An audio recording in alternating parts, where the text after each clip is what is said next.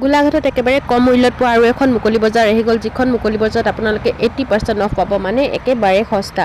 তাৰ কাপোৰৰ কোৱালিটি কি চাব, কাপোৰৰ ডিজাইন কি চাব, আপোনাক যেনেকুৱা ধৰণেই নালাগে, কোট লাগে, জেকেট লাগে, চুৱেটাৰ লাগে, ইনাৰ লাগে, পেণ্ট লাগে, যিকোনো লেডিজ বস্তু পাই যাব। এইখন আছে গোলাঘাট বাটাৰ পইণ্টৰ ওচৰতে, ওচৰতে লাগিয়ে আছে।